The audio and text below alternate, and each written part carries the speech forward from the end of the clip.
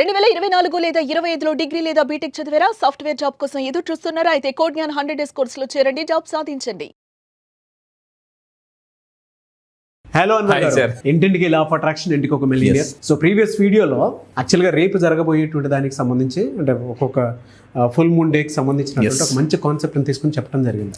ఆ టైంలో అఫర్మేషన్స్ కానీ మేనిఫెస్టేషన్ కానీ చేస్తే ఏ విధంగా ఉంటుందనే దానికి, పవర్ ఏ విధంగా ఉంటుందనే దానికి కూడా ఎగ్జాంపుల్ ఇవ్వడం జరిగింది. సో ఈ వీడియోలో ఏం చెప్తున్నారు? ఈ వీడియోలో చాలా మంది ఎందుకు ధనవంతులు అవ్వలేరు అంటే లైఫ్లో ధనవంతులతో, బలవంతులతో, గుణవంతులతో ఎప్పుడు మనం పెట్టుకోకూడదండి. మనం ఎంత నాలెడ్జ్ ఉన్నా, ఎంత పవర్ ఉన్నా మన పని మనం చేసుకుంటే, మీ పని మీరు చేసుకుంటే వెళ్ళిపోండి అంతే. సో ఈరోజు నేను ఆకర్షణ సిద్ధాంతంలో చాణక్యుడు ఇలాంటి గొప్ప గొప్ప వాళ్ళు సింపుల్ లైఫ్లో సక్సెస్ అవ్వాలంటే 2 పనులు చేయాలండి. ఒకటి మీరు సక్సెస్ పుస్తకాలు చదవాలి, నేర్చుకోవాలి, లేదా సక్సెస్ఫుల్ పీపుల్ చెప్పిందని యాజ్ ఇట్ ఈస్గా ఫాలో అయిపోవాలి. Don't try to reinvent the wheel. Wheel గుండ్రంగా ఉంది, వాళ్ళందరూ కనిపెట్టేశారు గుండ్ర, దాన్ని పట్టుకుని మనం వెళ్ళిపోదు అంతే. నేను స్క్వేర్గా వెళ్తా, ట్రయాంగిల్గా వెళ్తాను అని వీల్ని రీఇన్వెంట్ చేయకూడదు. ప్రపంచంలో టాప్ మోస్ట్ పీపుల్ చెప్పేది అదే.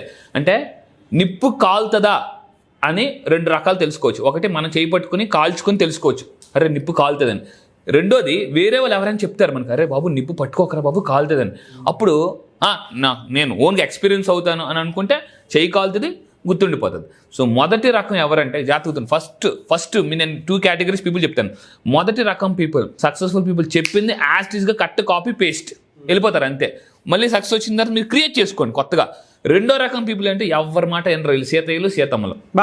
సీతయ్యలు సీతమ్మలు ఈగో చాలా మంది మనిషి సక్సెస్ అవ్వడం కారణం ఈ ఈగో అండి. ఈ ఈగోని తీసి పక్కన పెట్టండి. Ego should go. వెళ్ళిపోతే మీరు లైఫ్లో చాలా డబ్బు సంపాదిస్తారు. నాకు ఒక అతను చెప్పారండి, చాలా గొప్ప అతను. అన్వర్, నీ పాకెట్లో ఈగో ఉంటే డబ్బు వెనక నుంచి వెళ్ళిపోతుంది. వెనక నుంచి ఈగో పంపించి అలా ముందు నుంచి పాకెట్లో డబ్బులు వచ్చేస్తుంది. సో మీరు కింద కామెంట్ బాక్స్లో టైప్ చేయండి, I will leave my ego. నేను నా ఈగోని వదిలేస్తాను. I will leave my ego. 2025 మీరు ఎలా బతికారు నాకు తెలియదు, కానీ 2026 మాత్రం డబ్బు సంపాదించాల్సిందే. సో ఈ వీడియోలో చాణక్యుడు చెప్పిన కార్పొరేట్ చాణక్య లాంటి గొప్ప గొప్ప పుస్తకాలు చదివి కంపెనీస్ $1 బిలియన్ కంపెనీస్ రన్ చేస్తున్నారు చాలా మంది. $1 billion companies. So and even మీకు తెలుసా, చాలా మంది ఫారినర్స్ ఇండియా వచ్చి నేర్చుకొని వెళ్ళిపోతున్నారు అక్కడికి. So for example Apple company founder Steve jobs, ఇలా యాపిల్ కంపెనీ అంటే మనకు తెలుసు పెద్ద కంపెనీ. అలాంటి వాళ్ళు ఇండియా వచ్చి స్టే చేసి నేర్చుకొని ఇక్కడ పాఠాలు నేర్చుకుని అక్కడికి వెళ్ళి అక్కడ చేస్తున్నారు అంతే. సో మనం చాణక్యుడు చూడండి, జాగ్రత్త. చాణక్య నీతి ఎంత గొప్ప నీతి అంటే మామూలు నీతి కాదండి. సో ఇందులో ధనవంతులు అవ్వడానికి నేను ఎక్కువ చదివే పుస్తకాలు అంటే ఓ పుస్తకం కొంటా, అందులో ఏ పేజ్ ఓపెన్ చేస్తానంటే ఫస్ట్ ఈ పాఠాలు నేర్చుకుని డబ్బు వస్తుంది అని అన్నారు. ఆ పేజ్కి డైరెక్ట్గా వెళ్ళిపోతాను అనమాట. సో నేను అలా చాణక్యుడు పుస్తకం చదివిన తర్వాత అందులో చాణక్యుడు చెప్పిన చాలా నీతి ఉంది. అందులో నేను ఎక్కువ పట్టుకుంది ఏంటంటే డబ్బు. ఇప్పటిదాకా మనం ఏ లక్షణాలు, ఏ అఫర్మేషన్స్ చేస్తే ధనవంతులు అవ్వచ్చో చెప్పాము, ఫుల్ మూన్ డే చెప్పాము. బట్ ఇప్పుడు చాణక్యుడు చెప్పిన 4 లక్షణాలు ఉంటే మీరు ఎప్పటికీ ధనవంతులు అవ్వలేరు, మిడిల్ క్లాస్ పీపుల్ గానే ఉండిపోతారు, ఇంకా కిందకి వెళ్ళిపోతారు. సో ఏంటి, జాగ్రత్తగా వినండి, గుర్తుపెట్టుకొని ఫాలో అవ్వండి. నేను ధనవంతులు అవ్వడానికి 2 రూల్స్ చెప్తాను. ఒకటి, నెంబర్ 1 రూల్, ఈ 4 లక్షణాలు గుర్తుపెట్టుకోండి. నెంబర్ 2 రూల్ చాలా పవర్ఫుల్, నెంబర్ 1 రూల్ కన్నా పవర్ఫుల్. నెంబర్ 2 రూల్ ఏంటి? నెంబర్ 2 రూల్ అంటే ఈ నెంబర్ 1 రూల్ మర్చిపోకూడదు. సో ఏంటి ఆ 4 లక్షణాలు జాగ్రత్తగా ఒక పేపర్ మీద రాసుకుని ఎప్పటికప్పుడు దాన్ని రిమైండ్ చేసుకోండి. ఏంటి అంటే, ఇది కానీ మీ దగ్గర ఉంటే మీ దగ్గర ఉన్న డబ్బులకి రెక్కలు వస్తాయి, వెళ్ళిపోతాయి. ఇవి కానీ మీ దగ్గర లేకపోతే డబ్బులు రెక్కలు వేసుకుని మరి మీ దగ్గరికి వస్తాయి. కండిషన్ చెప్తున్నాను జాగ్రత్త. ఇవి మీ దగ్గర ఉంటే ఉన్న డబ్బులు రెక్కలు వేసుకుని వెళ్ళిపోతాయి. అవి మీ దగ్గర లేకపోతే డబ్బులకి రెక్కలు వచ్చి మరి మీ పాకెట్లోకి వస్తాయి. సో ఏంటి ఆ 4 అడ్డంకులు ఏంటి జాగ్రత్త చూడండి. ఫస్ట్, నెంబర్ 1, ఇతరులపై ఎక్కువగా ఆధారపడడం. ప్రతి దానికి, నా లైఫ్ ప్రతి దానికి ఇతరులపై ఆధారపడ్డాను. అప్పుడు ఏమో తెలుసా, మీ వీక్నెస్ వాళ్ళకి అర్థమైపోతుంది. ఏదో ఒక రోజు టైం చూసి దెబ్బ కొడేస్తారు. మళ్ళీ చెప్తున్నాను.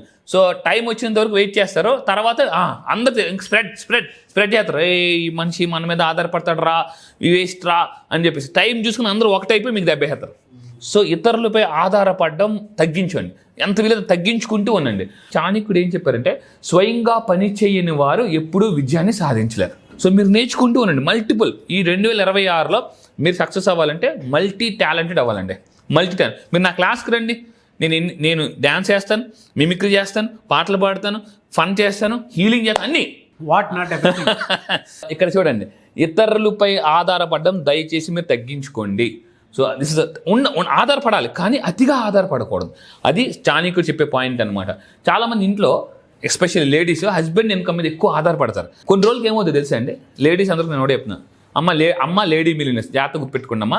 కొన్ని రోజులకి మీ హస్బెండ్ ఏమంటారంటే నువ్వేం సాధించావు లైఫ్లో, ఏమిటండి అంత అంటారు, తాతని దగ్గర తెల్లవారు నుంచి రాత్రి దాకా మీకు సేవ చేసుకోవడానికి అయిపోయింది అని అంటారు వీళ్ళు అని చెప్పేసి గొప్ప చేసేవాలే ఏం చేసేవాలే అని అంటారు అనమాట.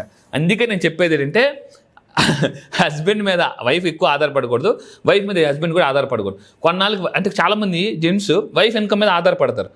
తర్వాత ఏమవుతుంది అంటే బయట మా అమ్మాయి ఇన్కమ్ తిన్నావు ఏమంది అంటారు. అదేమిటండి ఇంట్లో ఉన్నాను, పిల్లలు చూసుకున్నాను, నేను ఎంత కష్టపడ్డానంటే ఇవన్నీ తుత్తు జుజ్జుబి అనమాట. ఇవన్నీ పోతాయి, టైం వచ్చినప్పుడు అన్నీ బయటకు వస్తాయి. సో నెంబర్ 2 సోమరితనం. ఇది ప్రపంచం అతిపెద్ద శత్రువు. ద మోస్ట్ టాలెంటెడ్ పీపుల్ సోమరితనం వల్ల అవకాశాలు కోల్పోతారండి. ఒక మొసలి, మనకి చాలా ఫేస్బుక్లో పిక్చర్స్ వస్తుంటాయి, ఒక మొసలి, బలమైన మొసలి తిందాంలే అని అనుకుంటే జాగ్రత్త ఉండండి.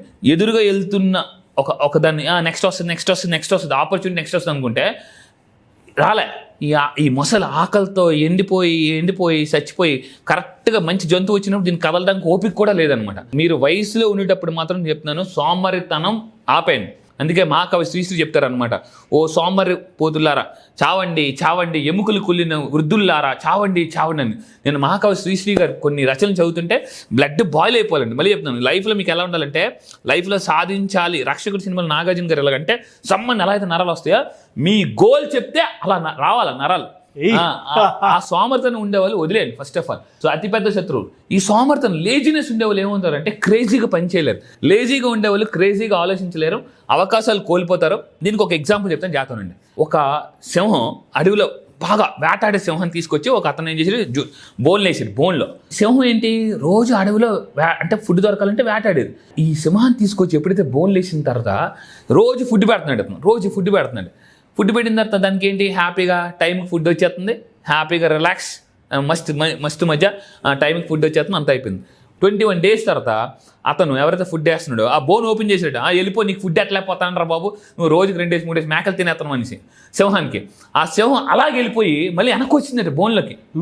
మళ్ళీ అలా చూడండి, సింహం అలా వెళ్ళిపోయి మళ్ళీ ఆ బోన్లోకి వెళ్ళిపోయింది. అది వెళ్ళట్లే, నువ్వు వెళ్ళని పొడుతున్నా కూడా వెళ్ళట్లే. ఎందుకు?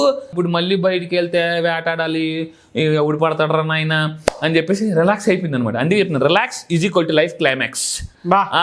సో మీరు సోమరితనాన్ని వదిలేయండి. సోమరితనం ఈజ్ ఈక్వల్ టు పేదరికం. మీరు ఆ సింహంలాగా అంటే సింహం చాలా పవర్ఫుల్, కానీ దానికి ఏమైపోయింది, మళ్ళీ ఇప్పుడు వెళ్ళి ఎవడు వేటాడుతాడు, ప్రశాంతంగా ఇక్కడ ఉంటే ఫుడ్ వచ్చేది టైంకి అని అయిపోయింది అనమాట. సో సోమరితనం వల్ల ఏంటంటే టాలెంట్ ఉన్నా కూడా మర్చిపోతారు, గుర్తించలేరు. అండ్ 3 లక్షణం 3 అధిక ఖర్చు. వారన్ బఫెట్ అంటారండి, నేను డబ్బు తాత అంటాను. అతను డబ్బు తాత. మనకి గాంధీ తాత గారు ఎలాగో అతను డబ్బు తాత. జాగ్రత్త, వారన్ బఫెట్ రోజుకి 250 కోట్లు కాదు, ఇప్పుడు 350. ఒకప్పుడు 250, ఇప్పుడు రోజుకి 350 కోట్లు. ఎవ్రీడే 350 కోట్లు అకౌంట్లో పెడితే ఎలా ఉంటుంది చెప్పండి? అసలు మామూలుగా ఉండదు, ప్రతిరోజు పండగే, మామూలు ఎనర్జీ కాదు.